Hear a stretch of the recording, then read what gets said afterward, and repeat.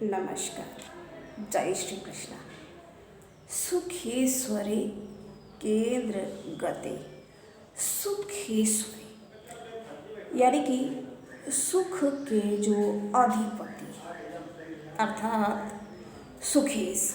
सुखेश चतुर्थेश के जो स्वामी बनते हैं वो केंद्रगत। हम आपको पूर्व में पिछले वीडियो में बता चुके हैं कि केंद्र 1, 4, 7 और 10। एक से एक वैसे पहला केंद्र बहुत मजबूत होता है, बहुत लाभकारी है और सर्वस्व कह सकते हैं। जन्मांक का सर्वस्व है, सर्वस्व है जब तो सबसे ज़्यादा प्रभाव रखने वाला, आपके ऊपर फुल इन्फ्लुएंस करने वाला। तो दूसरा केंद्र जो है चतुर्थ, तो दूसरा अत्यंत महत्वपूर्ण, क्योंकि व्यक्ति के जीवन में सारी जद्दोजहद, ये सारे परिश्रम, अथक परिश्रम व्यक्ति करता है। क्यों? स्वयं को सुखी बनाने के लिए।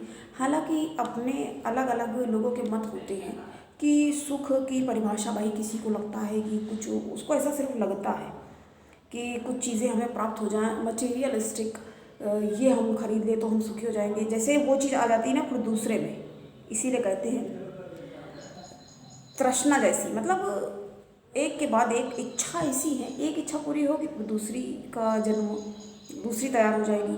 जैसे ही दूसरी पूरी होती है फिर अगली आ जाती है, तीसरी, उसके बाद चौथी, और इस तरह से निरंतर। तो इसीलिए कहा जाता है इस संतोष, सबसे बड़ा संतोषी व्यक्ति सदा सुखी, इसीलिए कहा जाता है ये। तो जब हम बात यहाँ सुखों की लेकिन कर रहे हैं, क्योंकि इतना सुख तो हर व्यक्ति को चाहिए कि अपने 2 जून की रोटी चैन शांति से खा सके।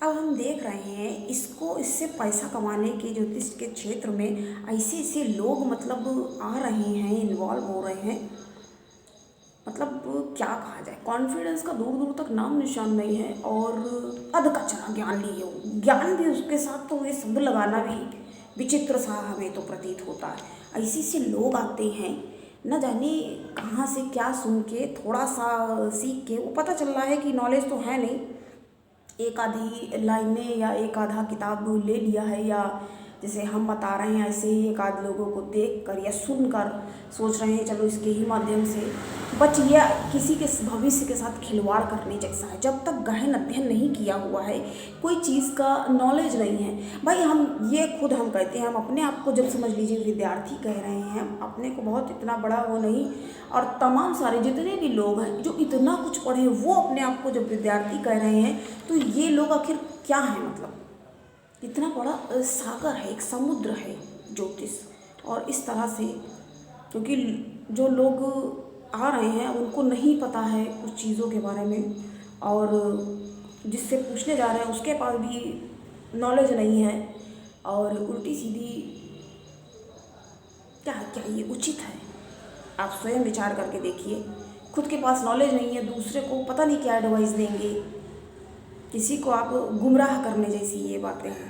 क्योंकि जब तक आपको कुछ किसी को बताने के लिए स्वयं के पास भी तो ज्ञानवर्धन जो है वैसे करते रहना चाहिए। ठीक है, कुछ लोगों को ये लगता है कि थोड़ा सा जानने के लिए कुछ चीज़ें आ गई हैं तो यूँ ही बताना अपना शुरू कर दिया, कुछ भी कुछ शब्द। बहुत सारे लोग हैं और पता नहीं कौन कौन सी कास्ट के, वैसे हम इन बातों में नहीं पढ़ते हैं, हमें लगता भी नहीं पढ़ना चाहिए, ठीक है। लेकिन भाई कहते हैं ना, जिसका काम उसी को साजे, ये है काम पंडितों का, और ये बाकी लोग कर रहे हैं तो कितना क्या कर लेंगे। वो अपने आप को बल्कि ज्ञानी दिखाने के चक्कर में जो बातें नहीं बताने के लायक हैं, ये लोग वो बातों को ओपन करते हैं। ये बहुत ही, ये सच्चाई नहीं है, ये घटियापन का और बहुत ही तिरस्कृत हमें लगता है इससे लोग हैं।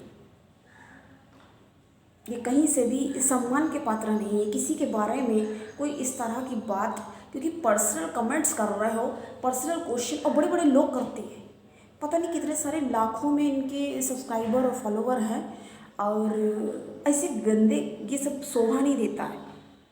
किसी की मर्यादा रखना, क्योंकि लेकिन बात वही कहेंगे ना, जो सम्मान के लायक होगा, जो खुद इज्जतदार होगा, वो अगले को इज्जत देगा। यूँ ही नहीं कहा जाता है, क्योंकि जो जैसा होता है ना वो उसी तरह से रिएक्ट करता है, उसकी परवरिश का और उसके, इसीलिए कहा जाता है जिसके नीच की ग्रह हैं तो उसके घर में फिर सारे लोगों के ही सबके अंदर वो नीचता भरी होगी।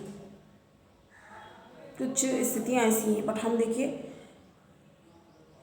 क्या ये तारीफ वाली बात नहीं है, हम एक सच, अब ये इन चीज़ों से वो आपके ऊपर हम छोड़ते हैं, आप स्वयं विचार करिए। जो लोग किसी के बारे में ऐसी ओपन बात बोलते हैं, बहुत सारी बातें हैं। अब इस क्षेत्र में होने के कारण हम भी बहुत सारे लोगों से, ऐसे ऐसे लोगों से, नामी और नामी गिरामी कह सकते हैं, बड़े ज्योतिष, बहुत अच्छे से अच्छे, एक से एक अच्छे भी हैं, ऐसा नहीं है, अच्छे से अच्छे लोग मिले, लेकिन बेकार से बेकार भी मौजूद हैं, तो उनसे सावधान। अभी हमने लास्ट वीडियोस में बोला भी है, नक्कालों से सावधान। हम इसीलिए आपको वो करते रहते हैं कि अवेयर, हमारा इस क्षेत्र में आने का मतलब ये था कि थोड़ा अवेयर करें लोगों को। तो हम बात हट नहीं रहा उससे, विषय से।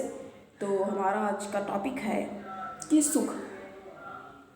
सुख जो है व्यक्ति के लिए बहुत महत्वपूर्ण है। हर व्यक्ति भाई जद्दोजहद करता है कि भाई चैन शांति से रोटी खाएं, तो क्या सबको देखिए उपलब्ध हो जाती है? कितनी मेहनत करते हैं लोग, मेहनत का फल मिलना मुश्किल हो जाता है। तो चतुर्थेश और सुखेश जो बनता है वो कोई भी हो सकता है, कोई भी हो, और वो यदि केंद्र में है तो क्या होगा, ऐसा व्यक्ति सुखी होगा। जी हाँ, ऐसा व्यक्ति सुखी होगा। और ये चतुर्थेश यदि केंद्र में है और उस पर लग्न के स्वामी की दृष्टि है, ये एक तरह से हम आपको राजयोग के बारे में बता रहे हैं। तो लग्न का स्वामी, अब लग्न का स्वामी कौन है? शुक्र बनता है, तो अति उत्तम वाहन का आपको लाभ होगा। और आपको हम संपत्ति के बारे में बताएंगे कि इस संपत्ति धनेश जो हैं वो सर्व प्रमुख, बहुत प्रमुख है। अभी आप कहोगे कि लग्नेश, भाई लग्नेश आपके स्वयं के लिए बहुत ज़्यादा इम्पोर्टेंट है, लेकिन आपके जीवन में धन कितना होगा और कितना प्राप्त होगा, और आपके पास पैतृक संपत्ति होगी या नहीं होगी, ये भी हम धन भाव के द्वारा जान सकते हैं। और आपको एक राजयोग के बारे में बताएंगे। धन भाव का जो अधिपति है, यदि वो लाभेश में चला जाता है और लाभेश का अधिपति धन भाव में विराजमान है, तो ये एक सर्वोत्तम अति उत्तम राजयोग है। और ऐसे व्यक्ति के पास काफ़ी धन होता, काफ़ी मात्रा में धन होता है। इसको लाखपति, करोड़पति या अरबपति भी हो जाए तो कोई अतिशयोक्ति नहीं होगी।